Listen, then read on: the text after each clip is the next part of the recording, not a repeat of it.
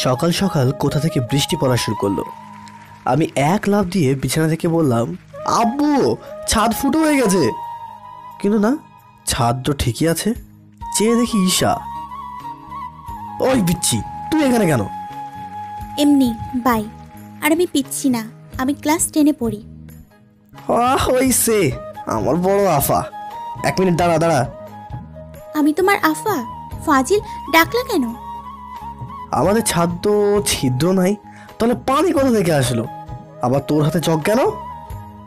না মানে আমি তো খালি জগ নিয়ে ওই তোমার রুমে আসলাম। তার মানে তুই ভিজাইছস? দাঁড়া। যা, পেতনিটা চলে গেল। আরে আপনাদের পরিচয় দেওয়া হয় নাই। ময়ূরা তো চিনেনি, তবুও বলি, আমি জুয়েল, বর্তমানে অনার্স 3য় বর্ষে। পাশাপাশি একটা কোম্পানি আছে। আরে ব্যবসা না, কোম্পানির নাম হলো ফাইজলামি লিমিটেড। বাবা মায়ের বড় ছেলে, একটু আদরের। ছোট একটা ভাই আছে, নাম সিফাত। আর ঈশা হলো মামাতো বোন। মামার আপু ফ্ল্যাট পাশাপাশি কিনেছে, তাই একসাথে। এবার গল্পে আসা যাক। ভাবছিলাম গোসল আজকে সকালে করব না, পেতনিটা কারাই দিল। ফ্রেশ হয়ে নিচে নামলাম, দেখি মা বর ঈশা গল্প করতেছে। আম্মু নাস্তা দাও। নিজে নিয়ে খা। কি আর করব, নাস্তা নিয়ে রুমে চলে আসলাম। নাস্তা করে কলেজের জন্য রেডি হয়ে বাইকের চাবি নিয়ে নিচে আসলাম। দেখি ঈশা দাঁড়ায় আছে। কিরে দাঁড়ায় আছিস কেন?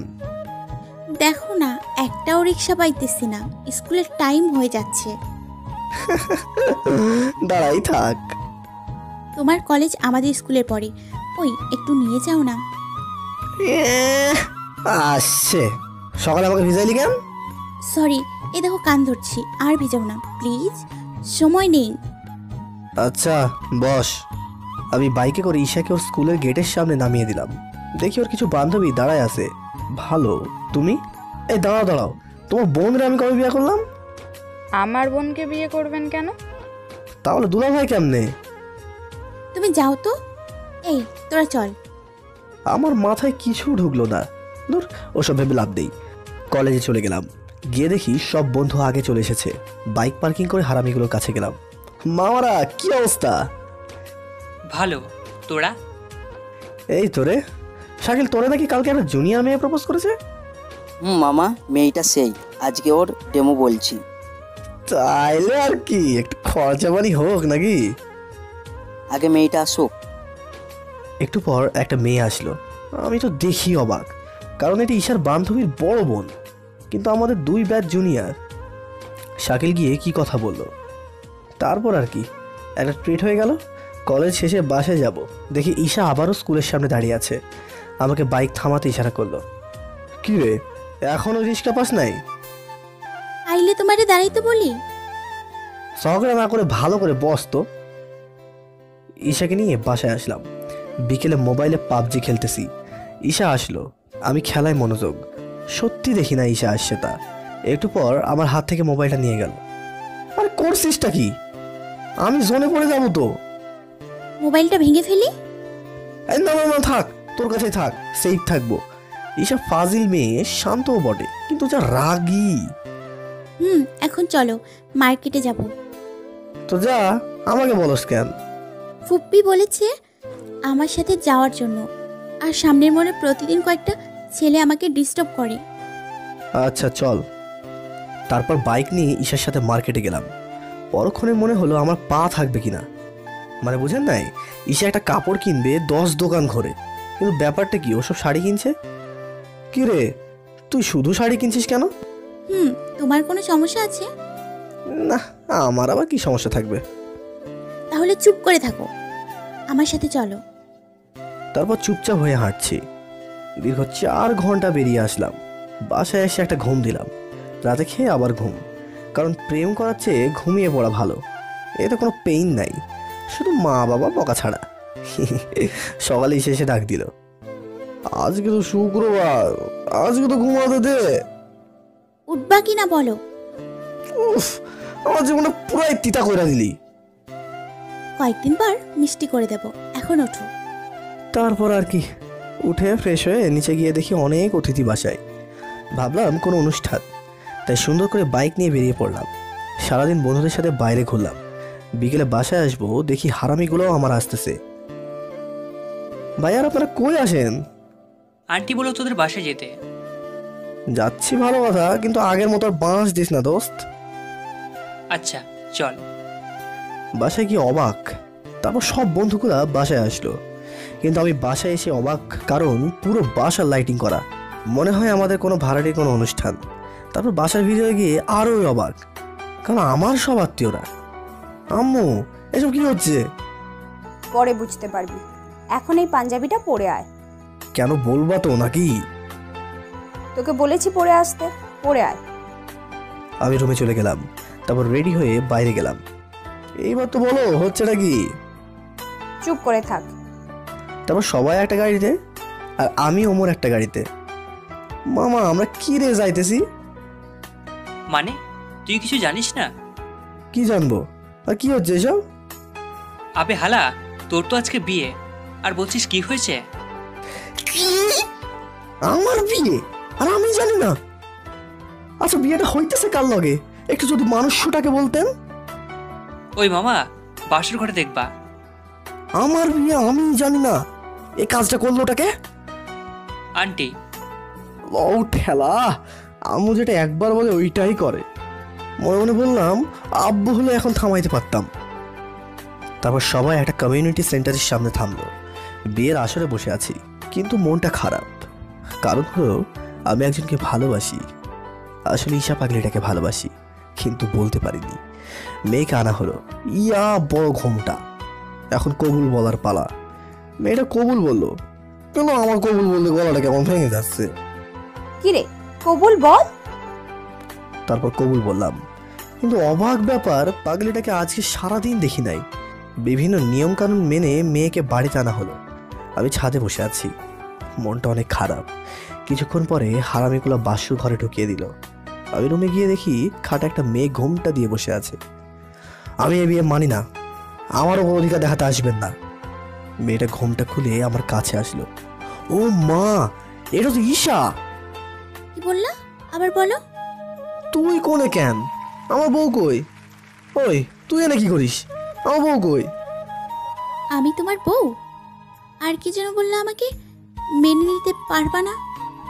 মনে মনে খুশি হলাম, যাকে ভালোবাসি তার সাথেই বিয়ে। কিন্তু আমি সবার মতো বাসর করব না, একটু অন্যরকম করব। ওই ঠিকই বলছি, তুই একটা পিচ্চি মাইয়া, তোরে আমি বউ মানি না। এ, কে বললো আমি পিচ্ছি? আর কয়দিন পর তো আমি নিজে বাচ্চার মা হব। ওই ফাজিল, কথা কম বল, সর ঘুমাবো। ঘুমাবা মানে? আজকে আমাদের বাসর রাত। তো কি হয়েছে? আর আমি তো বউ হিসেবে মানি না। কেন, তোমার কি কারোর সাথে রিলেশন আছে? হুম। কিন্তু আমার জানা মতে তোমার 2টা বান্ধবী বাদে আর কোনো মেয়ের সাথে কথা বলো নাই। ও লন্ডন থেকে 2 মাস পর আসবে, তখন আমি ওকে বিয়ে করে ফেলবো। মানে কি বলছো জুয়েল? আমি তোমাকে ছোট থেকে ভালোবাসি। তোর ভালোবাসা তোর কাছে রাখ, এখন সর ঘুমামু। এই বলে খাটের একপাশে শুয়ে পড়লাম। একটু পর দেখি ঈশা কান্না করছে। আমার অনেক কষ্ট হচ্ছে, কারণ আমি তো ঈশাকে ভালোবাসি, কিন্তু ওই যে আলাদাভাবে বাসর করব। আরে আরে, কি শুরু করলি? ঘুমাতে দিবি না নাকি? ঈশা চুপ হয়ে গেল। আমি চোখ বুজে আছি। একটু পর কপালে কিছু স্পর্শ পেলাম। হ্যাঁ, ঈশা আমার কপালে তার ঠোঁটে স্পর্শ করলো। আলাদাই একটা ফিলিংস। এরপর ঈশা কোথায় যেন গেল। একটু চোখে দেখলাম বারান্দায় দাঁড়িয়ে কান্না করছে। আমার অনেক কষ্ট হচ্ছে, কিন্তু আর তো 5 দিন, এরপর মেনে নেব, কারণ 5 দিন পর ঈশার জন্মদিন। কিন্তু আমার একটা জিনিস মাথায় কিছুটাই ঢুকছে না, আমি ঈশাকে ভালোবাসি এটা কেউ জানে না, এমনকি বন্ধুরাও না। তাহলে বিয়ে কেমনে কি? এত কিছু ভেবে লাভ নেই, শুয়ে পড়লাম। একটু পরে দেখি কেউ আমার পাশে শুয়ে পড়লো। ঈশাই। ঘুমিয়ে পড়লাম। সকালে উঠে দেখি ঈশা আমার বুকের ওপর পরম সুখে শুয়ে আছে। আমি ঈশার কপালে একটা চুমু দিলাম। কত মায়াবী, পুরাই পিচ্চি। আসলে ওরা আমি পিচ্চি বলি, কারণ একদিন একইভাবে ঘুমে দেখছিলাম, তখন থেকে পিচ্চিটা কি। অনেকক্ষণ পর তাকিয়ে থাকলাম, তারপর আগের মতো। একটু পর সিফাত ডাক দিল খাবারের জন্য, তাই ঈশাকে ডাক দিলাম। ওই হচ্ছেটা কি? তুই আমার বুকের ওপর কেন? আমার স্বামীর বুকে আমি রাখবো না তো কে রাখবে? দেখ, আমি তোকে আগেও বলছি তোকে বউ মানি না, আর আমার বুকে আমার মায়াবতী থাকবে। নিমেষে ঈশার হাসিটা মলিনতায় হারিয়ে গেল। আরে পাগলি, তুই তো আমার ওই মায়াবতী। মনে মনে বললাম কথাটা। জোর করে অধিকার খাটাতে আসবি না বলে দিলাম। আমি ফ্রেশ হলাম, বের হয়ে দেখি ঈশা বসে আছে। জুয়েল, একটা কথা রাখবে? বল। রাখার মতো হলে অবশ্যই রাখবো। পাগলি, তুই এক কথায় বল, আমি আমার প্রাণটাও দিয়ে দেবো। না মানে, তোমার মায়াবতী তো? ও হ্যালো, আমার মায়াবতী, শুধু আমি ওই মায়াবতী নামে ডাকবো। ও সরি, না বলছিলাম কি, ও যতদিন না আসে ততদিন আমরা বন্ধুর মতো থাকি। আচ্ছা চল, নিচে খেতে ডাকছে।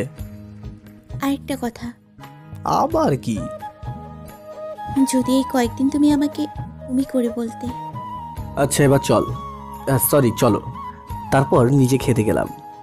সিফাত, আব্বু, মামা, মামি, আম্মু বসে আছে। খেয়ে আমি আব্বুকে ডাক দিয়ে একটু দূরে আনলাম। আব্বু, কিছু বলার ছিল। বল। ঈশার সাথে যা বলছি এবং কি করব সব প্ল্যান বললাম, কারণ আমি সবচেয়ে বেশি ফ্রি আব্বুর সাথে। সবই বুঝলাম, এখন তার মেয়েটা উল্টোপাল্টা কিছু করে ফেললে? হঠাৎ পিছন থেকে আম্মু বলল, কিছু করবে না। আম্মু না মানে? আমি সব শুনেছি, কাজটা ভালো করিস নাই। মেয়েটা তোকে কত ভালোবাসে। জানি, কিন্তু একটা কথা মাথায় ঢুকছে না, আমাদের বিয়ে হলো কেমনে? মানে কেমনে কি? তোদের বিয়ে আগে থেকে ঠিক করা। ঈশার বড় বোন ছিল, জন্মের সময় মারা যায়। ওইটার সাথে বিয়ে ঠিক ছিল তোর, কিন্তু মারা গেল। তারপর ঈশা হলো, তাই ওর সাথে তোর বিয়ে ঠিক করেছি। আবার তোর নানু বলল যে তোদের বিয়ে দেখে যাবে, তাই। ও আচ্ছা আচ্ছা। তারপর রুমে চলে আসলাম। এখন সবাই জানে, পরে আর কোনো সমস্যা হবে না। রুমে গিয়ে দেখি ঈশা বারান্দায় দাঁড়িয়ে আছে। আমি গেলাম, দেখি কান্না করছে। আরে কিরে, খামোখা কান্না করছিস কেন? না কই, চোখে কি যেন পড়েছে।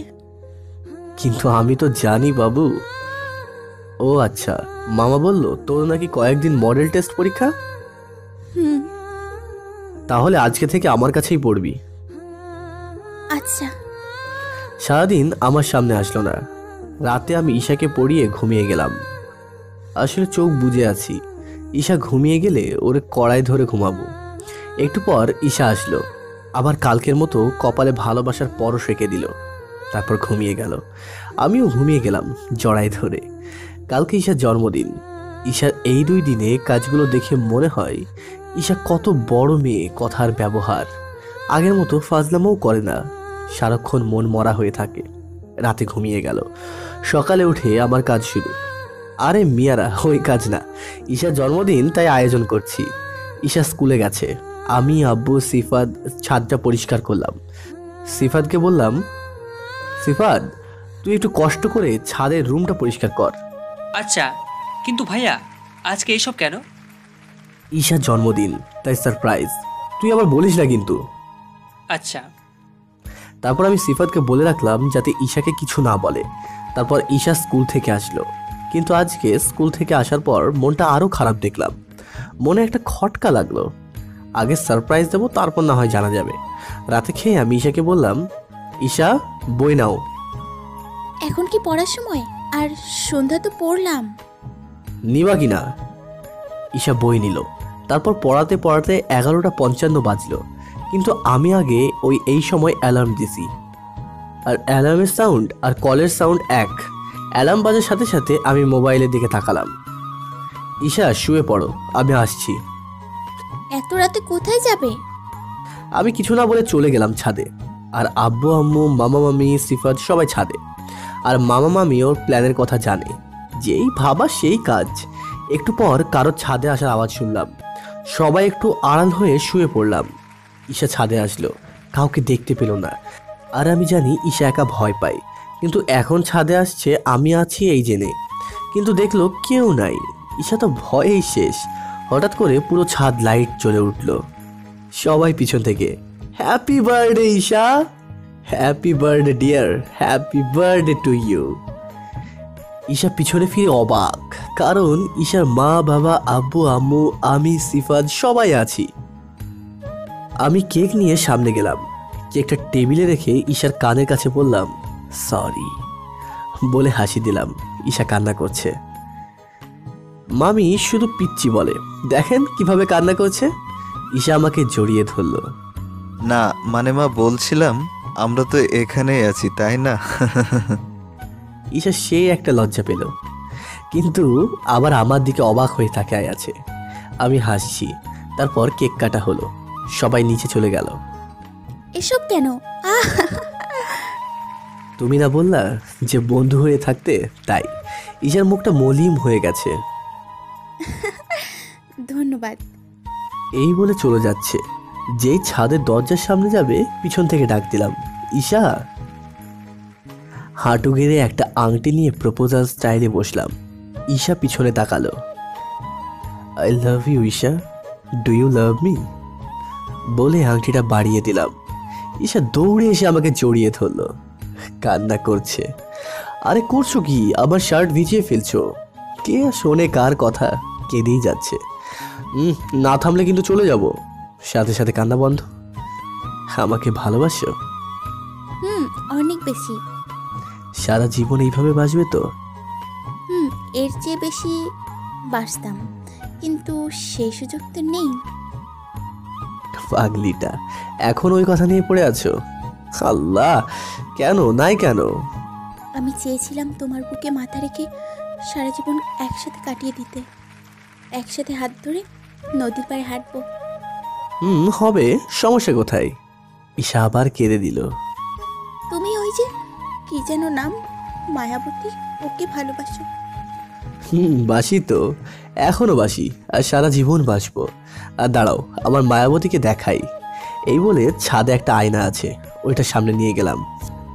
দেখো আমার মায়াবতীকে, কত কিউট না? ঈশা আমার দিকে অবাক হয়ে তাকিয়ে বলল, এসব কি চলছে? আমার পাগলি, আমি তোকে ভালোবাসবো না তো কাকে বাসবো? আর আমার মায়াবতী তো তুই, তোকে সে ছোট্ট থেকে ভালোবাসি, কিন্তু বলার সাহস হয়নি। বিয়ের দিন শুনি আমার বিয়ে কার সাথে, কেউ বলে না। পরে বাসর ঘরে তোকে দেখে আমি যে কি খুশি হয়েছি বোঝাতে পারবো না। পরে ভাবলাম আর কয়দিন পর তোর জন্মদিন, একটা সারপ্রাইজ দেওয়া যায়, তাই একটু অভিনয় করলাম আর কি। পুরো একদমে কথাগুলো বললাম। সাথে সাথে ঈশা আমাকে শক্ত করে জড়িয়ে ধরলো।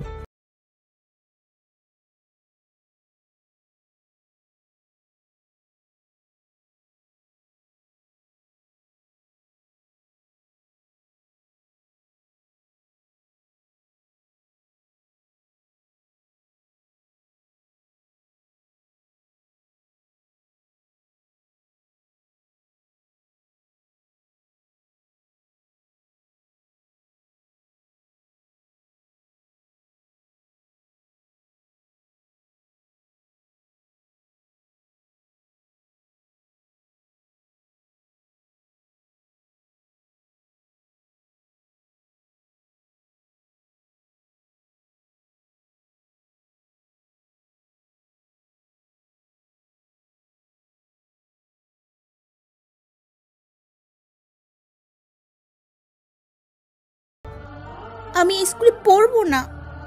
আমি ঈশাকে জড়িয়ে ধরে বললাম, কেন, কি হয়েছে আমার বাবুটার? আমাকে বলো। আমার এত তাড়াতাড়ি বিয়ে হয়েছে, এটা সবাই জেনে গেছে। সে তো কি হয়েছে? সব স্যার ম্যাডাম সারাক্ষণ আমাকে নিয়ে কথা বলে, আমি নাকি বিয়ে পাগল হয়েছি। ছোট বয়সে নাকি আমার বলতে পারলো না সে, কেঁদে দিল। আমার মেজাজ পুরোই গরম। কালকে তোমার স্কুলে আমি যাব। এখন কান্না বন্ধ করো, তোমাকে যে কান্নায় মানাই না। এই জন্য বুঝি এই কয়েকদিন আমাকে কাটিয়েছো? এই দেখো কান ধরছি। ঈশা পিক করে হেসে দিল। আর দেখবা কালকে স্কুলে তোমার নতুন পরিচয় হবে, মিস জুয়েল। তুমি কিন্তু আবার গন্ডগোল করবা না। আচ্ছা করবো না, এখন চলো। চলো মানে কোথায় যাব? ঘুমাবা না? কিন্তু আমার একটা কথা আছে। আপনি শুধু বলেন ম্যাডাম। না মানে আমি যদি মা হই কেমন দেখাবে? বলেই আমার বুকে মাথা লুকালো। ম্যাডাম, আর 2-3 বছর পর ওইসব চিন্তা করেন, কারণ এখন এসব নিয়ে ভাবলে তোমার পড়ার সমস্যা হবে। আর তুমি এখনো স্কুলে পড়ো, তারপর কলেজে যাবে, এরপর না হয় ভাবা যাবে। আচ্ছা, তবে আমি তোমার সাথে ফাজলামি করি, কিছু বলবা না? আমি কিছু বললাম না, কোলে নিয়ে রুমে চলে আসলাম। পরের দিন ঈশা স্কুলে গেল আর আমি আমার জায়গায়। বুঝেন নাই তাই না? আসলে আমি একটা পুলিশ এবং আমাদের থানার ওসি। এটা হয়েছে আমার বন্ধুর বাবার কারণে, ওইটা অন্য একদিন বলবো। আর চাকরি করি আজকে মাত্র 2 মাস, কিন্তু বাসায় কেউ জানে না। আমি আমার পুলিশ ড্রেস পরে এবং জিপে করে আরও পুলিশ নিয়ে গিয়ে ঈশা স্কুলে গেলাম। আমি কোনো কথা না বলে প্রিন্সিপালের রুমে চলে গেলাম। উনি আমারও স্যার, আর আমার ফেভারিট স্যার। আরে জুয়েল, তুই এখানে কেন? আর পুলিশে জয়েন কবে দিলি? একটা পুলিশ সামনে আসলো, আমাকে তুই বলাতে আমি থামিয়ে দিলাম। স্যার এই তো 2 মাস হলো, এখানে একটু সমস্যা তো তাই আসলাম। কি সমস্যা আমাকে বল, করে দিই। সব স্যার ম্যাডাম এবং সব ছাত্রছাত্রীদের 10 মিনিটের মধ্যে মাঠে থাকতে বলবেন, কিছু কথা বলবো। 10 মিনিট পর আমি রুম থেকে বের হলাম, দেখি ঈশা সামনের সারিতে দাঁড়িয়ে আছে। আমাকে পুলিশ দেখে অবাক। আমি সবার সামনে গেলাম। প্রিয় শিক্ষার্থীবৃন্দ এবং সবাই, এখানে আপনাদের ডাকা হয়েছে। আমাদের নতুন ওসি আপনাদের কিছু কথা বলবে, তাই। ওসি বলার সাথে সাথেই ঈশা আমার দিকে অবাক হয়ে তাকালো। মিস জুয়েল, ওপরে আসেন। কাকে ডাকলি? আমি ঈশাকে দেখালাম। ঈশা ওপরে আসলো। এখানে আমি কোনো কিছুর জন্যই আসিনি, আমি এসেছি আমার স্ত্রীর জন্য। এই হলো আমার স্ত্রী মিস জুয়েল। আমি কালকেই দেখলাম ঈশার মন খারাপ, কারণ জানতে পারলাম এখানে স্যার ম্যাডাম খারাপ মন্তব্য করেছেন। আপনাদের উদ্দেশ্যে বলছি, আপনাদের অনেকেরই মেয়ে আছে, একটু খোঁজ নিয়ে দেখুন না আপনাদের কারোর মেয়ের বিএফ আছে কিনা, এবং বিএফের সাথে কি করে দেখবেন। একটা ম্যাডাম হঠাৎ বলল, এইটুকু মেয়ে বিয়ে করেছে, তাহলে নিশ্চয়ই খারাপ কোনো রেকর্ড আছে। আমার মাথা তো পুরো গরম হয়ে গেল। মাইন্ড ইউর ল্যাঙ্গুয়েজ, চিৎকার দিয়ে বললাম। সবাই ভয় পেয়ে গেল। ফার্দার যদি কোনো দিন আপনাদের নামে ঈশার থেকে কোনো অভিযোগ শুনি, আমি এই গোটা স্কুল বন্ধ করে দেবো কিন্তু। আর এই যে ম্যাডাম, আপনার কাল থেকে এখানে আসার আর দরকার নেই।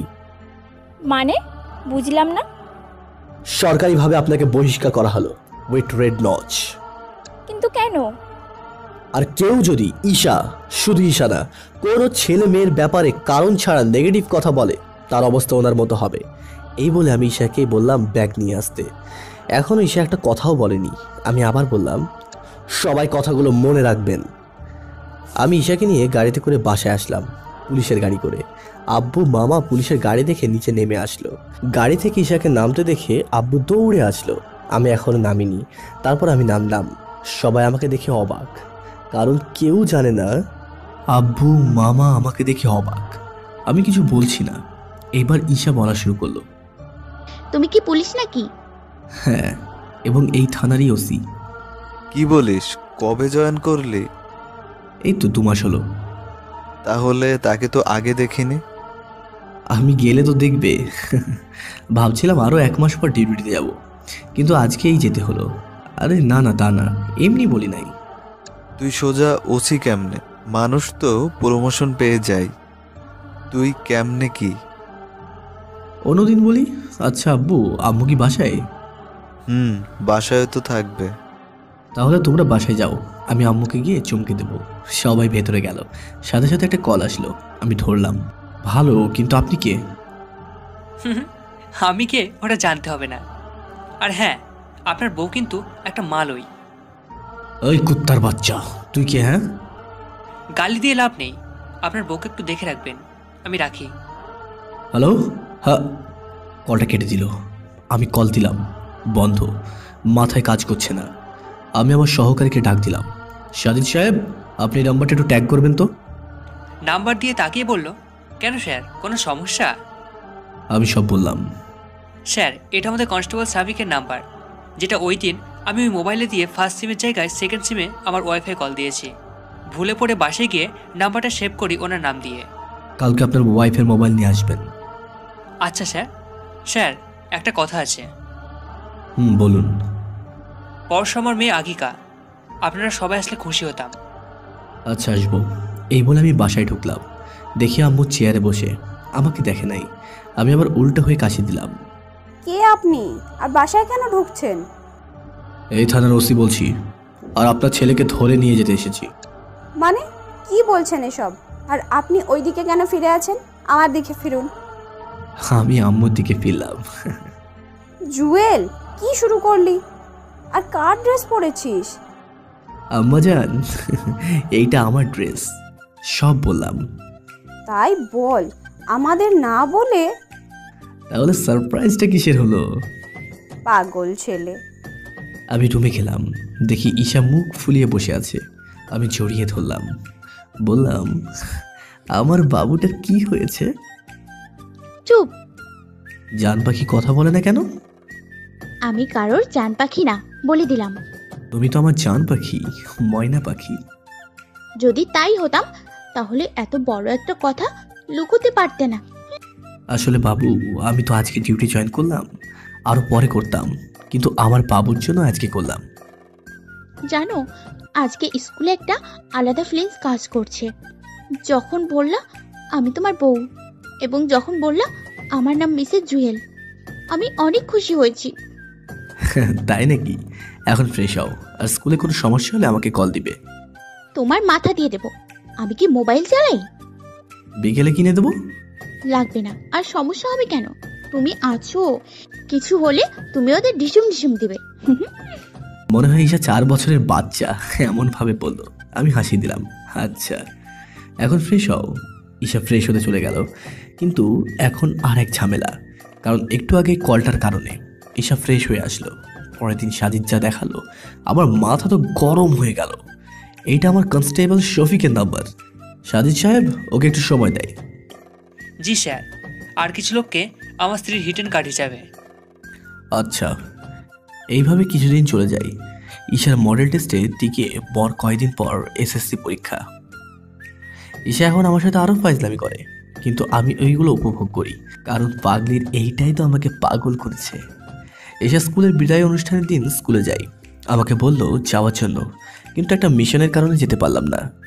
সন্ধ্যায় বাসায় আসলাম, ঈশাকে ডাকলাম, কিন্তু কোনো সাড়া নাই। তোর একটা কনস্টেবল ওই তো বললো, তুই নাকি বললি নিয়ে যেতে। আমি সব বুঝে গেছি। ও হে, আমার তো মনেই নাই। আচ্ছা, আমি নিয়ে আসি। এই বলে সাজিদকে কল দিলাম। এমার্জেন্সি, শফিকের বাড়ি ঘেরাও দাও। স্যার কেন? ও ঈশাকে তুলে নিয়ে গেছে। তাহলে ওর গেস্ট হাউসে থাকবে, বাড়িতে না। কারণ বাড়িতে ওর মা বাবা ভাই বোন আছে। তাড়াতাড়ি করো এবং লোকেশন দাও। জি স্যার। আমি লোকেশন অনুযায়ী গেলাম। ঈশার গলার আওয়াজ শুনলাম। সবাইকে বললাম চুপ থাকতে। ভেতরে গিয়ে দেখি ঈশাকে বেঁধে রাখছে, সাথে শফিক আর একটা লোক। লোকটাকে আমি ওই দিন জেলে দেখেছিলাম। তারপর আস্তে আস্তে করে গিয়ে শফিক আর ওই লোকটাকে ধরি। আমাদের দেখে অবাক হয়ে তাকিয়ে আছে। কি অবাক না? তুই কি মনে করেছিস আমি কিছুই জানবো না? ওদের জেলে নিয়ে যাও। হ্যাঁ রে, ওদের উপরে পাঠাবো, জেলে না। কেন রিপোর্ট নাই? ওর লোকটা নামে তো আছে। কালকে নিউজ, জঙ্গি হামলাতে কনস্টেবল শফিক আর একজন জঙ্গি আর আমাদের ওসি আহত হয়েছে। এই বলে আমি দুজনকে গুলি করে নিজের হাতে একটা গুলি করলাম। স্যার, ওদের মারলেন, কিন্তু নিজেকে কেন? কথা পরে, আগে হসপিটালে নাও। আর ঈশাকেও, ওকে ওষুধ দেওয়া হয়েছে। তারপর হসপিটালে নেওয়া হলো। আমি বেডে শুয়ে আছি। ঈশাকে ঘুমের ওষুধ দিয়েছে। কোথা থেকে আমাকে কি যেন জড়িয়ে ধরলো। চেয়ে দেখি ঈশা। আরে তুমি তো অসুস্থ। কান্না করলে কথা বলবো না। তোমাকে কে বলেছে ওইখানে যেতে? মানে? অন্য কেউ ছিল না তাদের পাঠাতে? তাহলে তো আর তোমার হাতে গুলি লাগতো না। ধুর পাগলি, কিছু হয় না, চলো বাসায় যাব। তারপর বাসায় চলে আসলাম। আমার হাতে ব্যান্ডেজ দেখে আম্মু বলল, কিরে, তোর হাতে কি হয়েছে? আর এতক্ষণ কই ছিলি? আরে আম্মু, গাড়িতে ওঠার সময় কেটে গেছে। তা তো হবে। ওই দেখে শুনে চলতে পারিস না? হয়েছে, এখন খাবার দাও তো। আর সিফাত কই? ফ্রেশ হয়ে আয়। ছিফাত ছাদে। আমি ফ্রেশ হয়ে ছাদে গেলাম। গিয়ে আমি হাসবো না কান্না করবো বুঝতেছি না, ক্লাস 8-এ পড়ে। বাচ্চা কি সুন্দর মাইয়া লাগে কথা বলে। পাশের বিল্ডিংয়ের একটা মেয়ের সাথে ছাদে কথা বলে। আমি সিফাতের পিছনে দাঁড়ালাম। মেয়েটা আমাকে দেখে দৌড়ে চলে গেল। সিফাত পেছনে ফিরে আমাকে দেখে। না মানে ভাইয়া, মেয়েটা এলাকায় নতুন, তাই বলছিলাম যে এলাকাটা কেমন আর কি। তাই নাকি? হারাম জাদা, এইটুকু পোলা প্রেম করস না? শরম লাগে না? ভাইয়া এ দেখো, কান ধরছি, আর করব না। যা বাসা যা। দৌড় দিয়ে চলে গেল। আমি হাসছি। আজকালকার পোলা পাইনরাও না। তারপর ছাদ থেকে নামতে যাব, খেলাম একটা ধাক্কা, তাও আবার গুলি করা জায়গায়। আমি না দেখে বাসায় চলে গেলাম। জুয়েল! আরে এত জোরে বলো কেন? আমি শুনতে পাই তো। আম্মু দৌড়ে এসে আম্মুর ওড়নাটা ছিঁড়ল। আরে ও কি করছো? ওড়না ছিঁড়ছো কেন? তারপর আম্মু আমার হাতে বেঁধে দিল। দেখলাম আমার হাত দিয়ে রক্ত পড়ছে। পিছিয়ে ফিরে দেখি যেখান দিয়ে আসছি পুরোটা রক্ত লেগে আছে। কিরে, হাতে রক্ত কেন? আর হাত ছুলে গেলে কি এইভাবে রক্ত পড়ে? আম্মু কান্না করছো কেন? দেখো এখন তো ঠিকই আছি। আর আমার পেটে ইঁদুর ভলিবল খেলছে। পাগল, রুমে যা, আমও দিয়ে আসছি। খেতে তো পারবি না, হাতের 12টা বাজিয়েছিস। আমি মাথা নাড়িয়ে রুমে চলে আসলাম। ঈশা বসে আছে। বাবুনি, কি হলো, বসে আছো? ঈশা কেঁদে দিল। আরে আরে কান্না করছো কেন? ওরা গুলি করেছে, হাতে পড়েছে। যদি অন্য কোনো জায়গায় পড়তো তাহলে কি হতো? কান্না করে, তার মানে ঈশা সত্যিটা জানে না। ভালোই হলো। আরে পড়ে তো নাই, তাহলে কান্না করছো কেন? জড়িয়ে ধরলাম। যদি পড়তো তাহলে কি হতো? কি আর হতো, মারা যেতাম। ঈশা আরো জোরে কেঁদে দিল। আরে কি হলো? তুমি মরার কথা বললে কেন? বাহ, আমার পিচ্চি বউ দেখি বড় হয়ে গেছে। আর একবার পিচ্চি বললে দেখবা। তুমি তো আমারই পিচ্চি বউ। এখন নিচে চলো, আম্মু খাওয়ার জন্য ডাকছে। দেখতে দেখতে ঈশার পরীক্ষা শেষ হয়ে গেল। এখন সারাদিন দুষ্টুমি করে, কিন্তু পরে হলো আরেক সমস্যা। আমাকে কুমিল্লা থেকে ঢাকা ট্রান্সফার করা হলো 2 মাসের জন্য। আব্বু আম্মুকে বললাম ওখানে আমাদের সাথে চলে আসতে। তারা নাকি বাড়ি ছেড়ে আসবে না, উল্টে বলল তুই যা, আর 2 মাস পর তুই এখানেই আসবি। আমি ঢাকা আসার জন্য রেডি হচ্ছি। না গেলে হয় না? না, মাত্র 2 মাস, চলে আসবো। ও বাবুনি, মন খারাপ করে না। তাহলে কি যেতে পারবো? একটু হাসো। ঈশা একটা হাসি দিল, মিথ্যা হাসি, যে হাসিটা পুরোপুরি পূর্ণতা পায়নি। পাগলি কান্না করে না। আমি তো একবারে চলে যাচ্ছি না। ঈশা কিছু বলছে না। বাসার সামনে গাড়ি দাঁড়িয়ে আছে। আমি আব্বু আম্মুকে সালাম করে বের হলাম। সিফাত গাড়ির সাথে দাঁড়িয়ে আছে। যাই, তুই আবার ওই মায়ের লগে ফিলিং মারিস না। ভাইয়া তুমি না। তারপর গাড়িতে উঠলাম। দীর্ঘ 3 ঘন্টা পর নির্দিষ্ট জায়গায় পৌঁছালাম। এখানে আমার জন্য আলাদা রুমের ব্যবস্থা আছে। আম্মুকে কল দিলাম। আম্মুর সাথে কথা বলে ঈশাকে দিতে বললাম। ঠিক মতো পৌঁছেছো? তুমি খেয়ে ঘুমিয়ে পড়ো। আরও কিছুক্ষণ কথা বলে ফ্রেশ হলাম। সকালে মিটিং আছে, ঘুমিয়ে পড়লাম। সকালে উঠে রেডি হয়ে মিটিংয়ে গেলাম। Hello sir. আরে জুয়েল সাহেব, কেমন আছেন? জি স্যার, ভালো। জুয়েল সাহেব, এখানে আপনি সবার ছোট এবং সবার থেকে বুদ্ধিমান, তাই আমি চাই এই মিশনের দায়িত্ব আপনি নেন।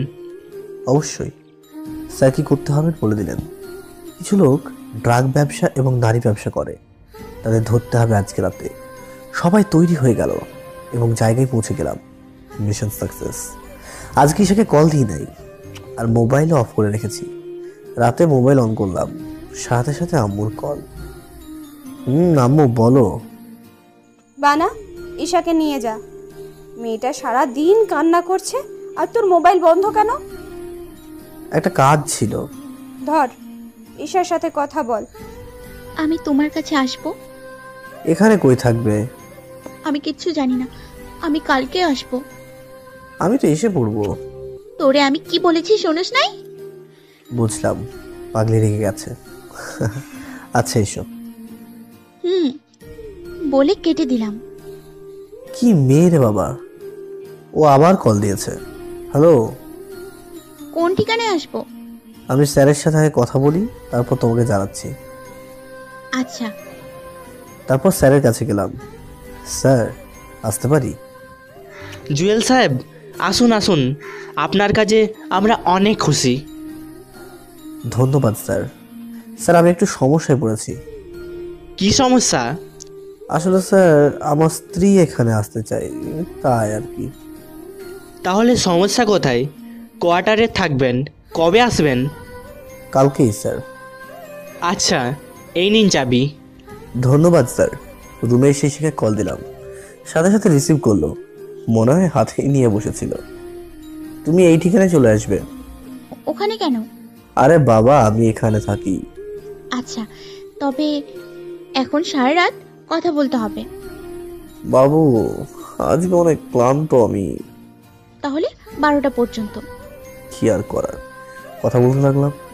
সকালে একজন কনস্টেবল ডাক দিল। এত সকালে কি আসলো?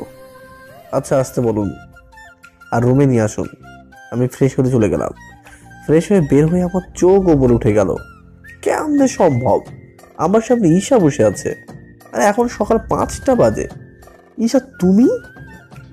আমি থাকবো না তো কে থাকবে? না মানে, এত সকালে কেমনে কি? আমি রাতেই চলে আসছি, আর তুমি কলকাতার পরেই চলে আসি। রাত বিধায় তাড়াতাড়ি চলে আসি। রাতে খালের বাসায় যাই। ও আচ্ছা, তাহলে ফ্রেশ হও। ঈশা ফ্রেশ হয়ে আসলো। ঈশাকে দেখতেও বাচ্চাদের মতো লাগে, কিন্তু এখন কাজগুলো বড়দের মতো করে। এখানে ঈশা আর আমি কোয়ার্টারে ছিলাম। মিশন কমপ্লিট করে 2 মাস পর বাসায় রওনা দিলাম, কারণ ডিউটি করার পর ঈশার দুষ্টুমিগুলো ভালোই লাগে। ঈশার রেজাল্ট দিল, ভালো রেজাল্ট করায় এখানে ভালো কলেজে ভর্তি করিয়ে দিই। কিন্তু ইদানিং ঈশার মধ্যে কিছু পরিবর্তন দেখি। আগের মতো দুষ্টুমি করে না, আগের মতো খোঁজ খবর নেয় না, সারাদিন কেমন দূরে দূরে থাকে। আমি অফিসে বসে আছি। স্যার। হ্যাঁ হ্যাঁ, বলো। স্যার, কোনো সমস্যা? না, তেমন কিছু না। স্যার, আমার মনে হয় কিছু একটা হয়েছে। ভাই, মনে করে বলতে পারেন। আমি সব বললাম। স্যার, এটা নিয়ে চিন্তা করতে হয়। আপনি প্রেম করেন, ঠিক হয়ে যাবে। কি বলছেন? ভেবে দেখেছেন কি? আরে স্যার, আমি তো সত্যি প্রেম করতে বলিনি, শুধু ম্যাডামের সামনে একটু অভিনয় করবেন। তাহলে ঠিক হয়ে যাবে। আমি ধন্যবাদ বলে বাসায় চলে আসলাম। আজকে থেকে শুরু করতে হবে। আমি বাসায় গিয়ে ফ্রেশ হয়ে আম্মুকে বললাম খাবার দিতে। খাবার খেয়ে রুমে গিয়ে সোজা ঘুম। আজকে থেকে আমি খেলবো মামা। রাতে হুদায় মোবাইল নিয়ে বারান্দায় চলে গেলাম। মোবাইল কানে লাগিয়ে আমি নিজে নিজেই বলছি, বলো রিয়া। আরে না, কি যে বলো না তুমি। না না, আমি কেন রাগ করব? আচ্ছা, তুমিও ঘুমাও বাবু। হ্যাঁ, অনেক রাত হয়েছে। বাই। বলে এই রুমে ঢুকবো, ঈশা দাঁড়িয়ে আছে। আমি এমন ভাব নিলাম যে এখানে সে আসছে আমি দেখিনি। এখন দেখে ভয় পেয়েছি। কার সাথে কথা বলছিলে? আমার এক কনস্টেবলের সাথে। তাইলে আবার ফোনে আবার উম্মা দেওয়া লাগে? ও, তুমি বুঝি আমার কথা শুনছিলে? এটা কিন্তু কোনো মানুষের ভালো লক্ষণ না। মানুষের কথা শোনা একদম ভালো না। ঈশাকে কিছু বলার সুযোগ না দিয়ে শুয়ে পড়লাম। বাহ, একদিনের ওষুধে কাজ হয়েছে। ঈশার চেহারাটা দেখার মতো ছিল। গাল দুইটা টমেটোর মতো লাল হয়ে গেছে আগে। কালকে বাকিটা দিব। সকালে ঘুম থেকে উঠলাম, পাগলিটা ঘুমিয়ে আছে। খুবই পিচ্ছি লাগছে পাগলিটাকে। কপালে একটা চুমু দিয়ে উঠে ফ্রেশ হয়ে অফিসে চলে গেলাম। অন্যদিন ঈশাকে ডাক দিই, আজকে ইচ্ছে করে ডাকিনি। অফিসে বসে আছি, সারাদিন কলও করিনি। সন্ধ্যায় বাসায় আসলাম। যে রুমে ঢুকবো আমার উপর ছাপিয়ে পড়লো। আমি আর এমন করব না। বুঝলাম না, কেমন করবো না? আর কান্নাই বা করছো কেন? আমি জানি আমার আচরণে তুমি কষ্ট পেয়েছো, কিন্তু সত্যি আমি ইচ্ছে করে করি নাই। আমার বান্ধবীরা বলল তুমি আমাকে কতটুকু ভালোবাসো, এটা দেখার জন্য তোমাকে এড়িয়ে চলতে। কেউ আমাকে ধর রে। আরে ঈশা তো ধরেই আছে। ও আচ্ছা, তা তুমি কান্না করছো কেন? আমি জানি তুমি কালকে রাতে মেয়ের সাথে কথা বলেছো। তুমি জানো আমার অনেক কষ্ট হয়েছে। তুমি জানো না তোমাকে অন্য কারোর সাথে কথা বলতে দেখতে পারি না। তাহলে তুমি যে আমাকে এড়িয়ে চলো ওইটা। এইবার পাগলিটাকে জড়ায় ধরলাম। তাই বলে তুমি অন্য মেয়ের সাথে কথা বলবা? আসলে আমি না তোমাকে রাগানোর জন্য শুধুই মোবাইলে কানে নিয়ে নিজে নিজে কথা বলছি। রাগাও, যেদিন থাকবো না ওই দিন বুঝবা। আমি ঈশাকে শক্ত করে জড়িয়ে ধরলাম। তুমি চলে গেলে বুঝে এই পাগলটা বাঁচবে, এই পাগলটাও হারিয়ে যাবে অজানা কোনো জায়গায়। আবার কি হলো? তুমি এই কথা বললা কেন? ম্যাডাম, আপনিও তো বলছেন। এইভাবে 2 বছর চলে গেল। ঈশা দুষ্টুমি আগের চেয়ে বেশি করে। এইচএসসিতে ভালো করাতে পাশের একটা ভালো কলেজে ভর্তি করালাম। একদিন সকালে ঘুম থেকে লাফ দিয়ে উঠলাম, ঈশা আমার উপর পানি ঢেলে দিয়েছে। এটা কি হলো? যা হলো ভালো হয়েছে, আমার কলেজের সময় চলে যাচ্ছে আর উনি ঘুমাচ্ছে।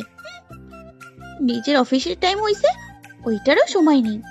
আজকে তো শুক্রবার। মনে মনে আমি ঈশার হাত টান দিয়ে আমার কাছে আনলাম।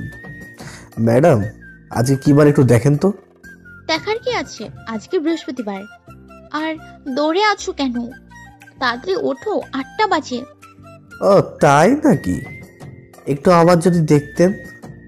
ঈশা মোবাইলে দেখে আমার দিকে তাকিয়ে আছে। না মানে আমি ময়ূর টুট ঈশার টুটের সাথে লাগাই দিছি। না বুঝলে মুড়ি খান। 5 মিনিট পর ছাড়লাম। আর একটু হলে শ্বাস বন্ধ হয়ে যেত। ও তাই নাকি? জুয়েল, আমার একটা জিনিস চাই। বলো। না মানে আমি না মা হতে চাই। তোমার ভালোবাসা, যেটা স্বামী স্ত্রীর মাঝে যে সম্পর্কের বন্ধন হয়। বলে আমার বুকে মাথা লোকালো। আসলে আমাদের মধ্যে স্বামী স্ত্রীর সম্পর্ক নেই, কারণ আমি চাই ঈশাকে বড় হোক। তাই নাকি? কিন্তু মা হতে গেলে অনেক কষ্ট শুনলাম। সব রাজি। তাহলে মিশনে নেমে পড়ি।